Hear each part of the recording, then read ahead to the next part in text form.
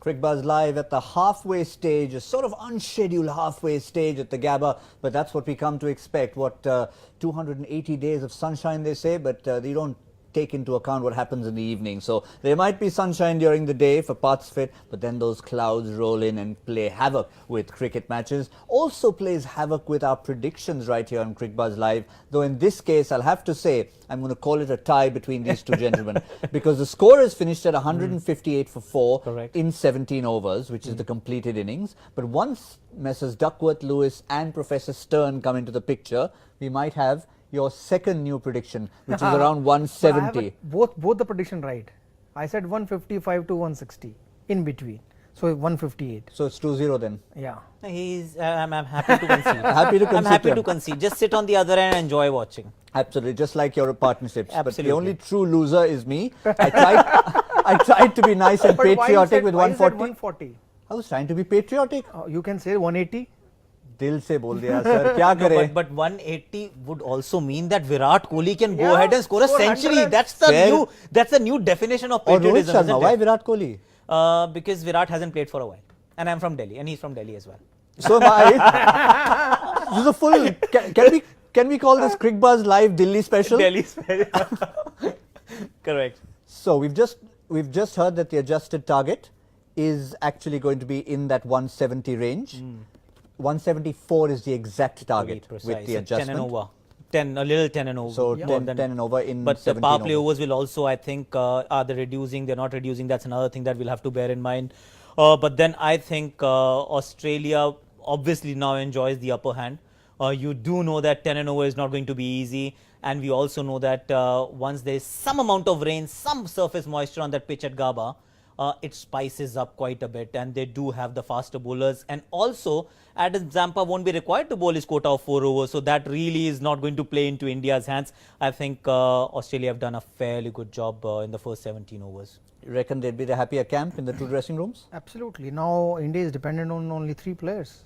You know, Virat Kohli, Rohit Sharma and Shikhar Dhawan. If they fire, then only India has a chance. Otherwise, I don't think so India can manage to score these 174 runs. But having said that, I mean, let's assume a scenario where these big three don't actually fire. It's going to be a wonderful test. We had a chat in the beginning about Dinesh Karthik. Do we see him as a finisher? So if it does reach that stage, well, the onus is on him. Rishabh Pant, of course, can come out there and fire. So it'll be a good test for both of them. Even good finisher need a support from other end. So like, you know, MS Dhoni when batted with the tailenders, so he hardly gives strikes to the tailenders, but he makes sure that they don't get strikes, so he can have a partnership with them, so he can play 5 balls and take single or last, or maybe just give them 1 ball to play. So if Dinesh Karthik can do that, because on this Gabba track, I don't think so he can do that. So that's the one question we have to. You know, the other side of the story is that if you were to lose top 3, they're not going to be 3 down in 2 overs. So you would assume that they'll eat up into some number of overs. The moment that happens, your asking rate is now going to jump to 11s, 12s, 13s, 14s very quickly. Yeah. And from there, I really don't see the youngsters, the rookies to come and take center stage and take the game away from Australia. This match is, I think, perfectly set up for the top 3, the big guns to take control and win the game. If they don't, I really have my doubts that India will end up on the winning side. But yeah, back to the old slogan from the Kerry Packer days, big boys play at night. Yes. No, you can win only games in subcontinent when 10 run or 15 run required.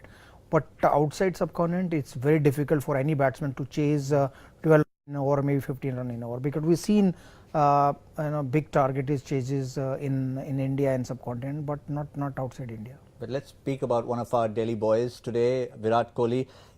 Not yet got his teeth sunk into the batting, but he'd be a little disappointed with his own outing in the field. The catch drop, the misfield, and that one instance where he could have been the man being behind the stumps to collect that throw for the run out. Yeah, these things happen because when you play game of cricket or number of matches, you know, some days you are up for everything, and some days you're down for everything. So I think today is not Virat Kohli's day is on the field. Hopefully, when he'll come to bat, I think he will score some runs and he'll manage to cope up whatever run he gave or whatever catches he missed. You know, catches, misfields, they do happen. They are a part and parcel of the game. But what I'm slightly more concerned about is the way Virat has rotated his bowlers. When you know for sure that you've got a Khalil Ahmed, who's untested, rookie, lot of promise, potential, but performance is not really there thus far. So how do you actually manage him is something that I was closely observing. In the first 6 overs, if you allow Bhuvneshwar Kumar to bowl 3 overs, 2 for Bumrah, Khalil bowling only 1, when you pretty much know that Darcy Short is short on form, Aaron Finch hasn't set the world on fire, new ball on a spicier pitch, you know that any bowler can actually get away with a couple of quieter overs, and then you can start getting your key men to be there, and then also utilize your best bowlers in 2 or 3 spells. You know, that's the beauty of captaincy in T20 cricket, especially when you have only 5 bowlers. You have a lot of limitations. One hand is already tied behind your back. So you know that it's a set pieces game that was on play. You pretty much knew, okay, this is the over that this guy is going to bowl. Krunal Pandya has had a bad day and you don't even have another option to go to. So you cannot account for anybody's off day in the field. Khalil would have touched the 50 mark as well had he bowled his 4th over. I think there has to be a bit more thinking and bit more innovative captaincy with regards to handling only 5 bowlers, something that I thought Rohit did exceedingly well against West Indies. Of course, the quality was different as well, but I thought he used Khalil quite nicely. No, but Rohit Sharma did captaincy well in Asia Cup also, because he used Khalil up the front, and he knows that Bumrah can bowl anytime, you know, in middle overs or in death overs. So he gave a new ball to the Khalil, and Khalil picked a couple of wickets, you know, with the new ball. So same thing, Virat Kohli can did that here, but he didn't do that. So I think that's why I think Khalil went for a couple of runs. As a personality, I mean, we know so many sides of Virat Kohli. If you have a bad day in the field like this, I mean, there are some times when you've had a great day in the field and it pumps you on and you go and score those extra 20 runs. Is he going to be sitting in the dressing room saying, yes, I can acknowledge it wasn't my greatest day out, let me go and win the match for India right now? I mean, he'd want to win it all the time, but Gautam, is he the kind of person who will be spurred on even more? But nobody will be thinking about, you know, I dropped the catch or I misfield a couple of times and because of that they score that many runs. No, the moment that quota of over finishes, so you come to the dressing room, you focus on your batting, how you will score runs, who will going to bowl, and how I'll score against that bowler. So you are worried about that. You are not worried about, you know, what you did on the field. So I'm sure that Virat Kohli will thinking about how he will chase these runs, how he will target the bowlers, and which bowler he should target, the leg spinner or the fast bowler. So he's worried about that at the moment. But yes, after the game, maybe he say that if I caught that Finchy catch, or maybe that I didn't do misfield, so you know, we would have chasing less runs. Fair point. Looking at it from the Australian point of view, at the halfway stage, we were trying to assess where the game was. That's when you weren't with us in the CricBuzz Combox, and he was using his cards to change his prediction. But importantly, at that stage, you could see it as 50-50. India could have come back in. That partnership between Marcus Stoinis and Glenn Maxwell really threatened to take things away. They definitely took the Indian bowling apart. Someone like Krunal Pandya, and you have to be slightly more generous when you're talking about, of course, these two. When Maxi gets going, you know there is no stopping. Stoinis has got some amount of form on his side, and he actually is a decent player of spin. He played well in India as well when they were here for the 5 ODIs. He plays IPL. Of course, Maxi does that too. But Maxi tends to blow hot, blow cold. This was a day where he was super hot. And when he's super hot, I thought Kuldeep Yadav could have been a bit more proactive, bit more brave when you bowl to Maxi. Because you know that you're a wicket taker, you are in good form, then you need to pitch the ball a lot fuller. Just give it, let the ball be in the air for a little longer. He bowled only 4 or 5 balls to Maxwell in that 1 over, out of which half of them were targeting his pads. A couple of them were very, very fast, 105 kilometers per hour. I thought he went off his game a little bit.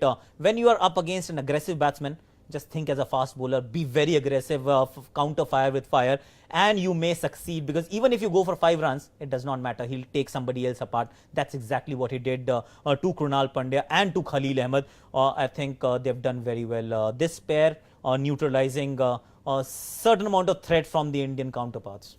I know we talked about Krunal Pandya's possible strength with the bat, and it could come into play here. But in hindsight, the experience of Chahal, would it have been a difference here?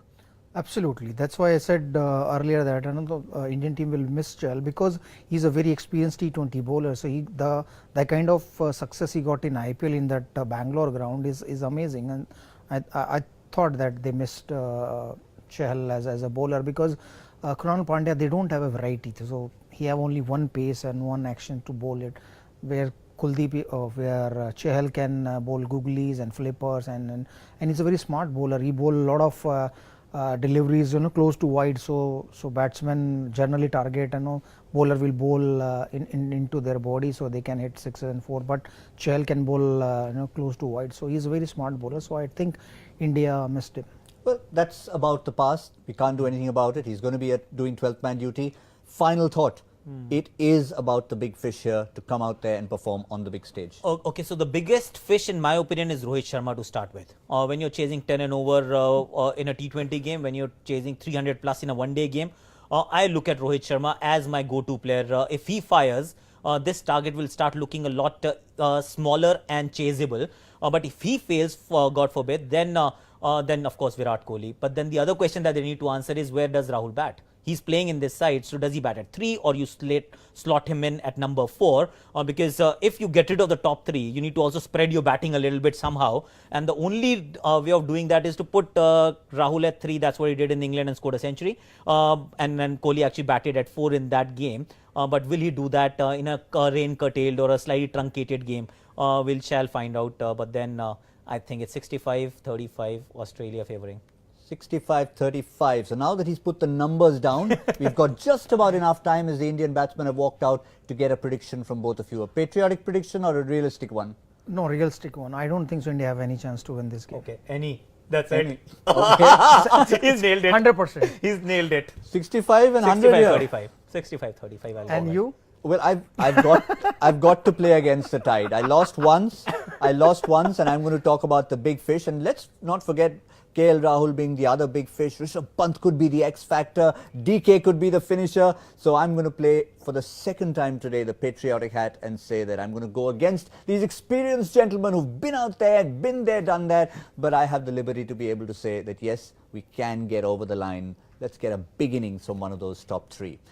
Just a reminder, Crickbuzz Combox will be back in the unscheduled point in the 9th over, because of course this is a 17 over run chase, more than 10 and over for India to get, and we will wrap that up and wrap everything up at the end of the game with Akash Chopra and Virendra Sehwag. Thank you, gentlemen. We'll see you both very soon. Thank you. That's Crickbuzz Live. Don't go too far.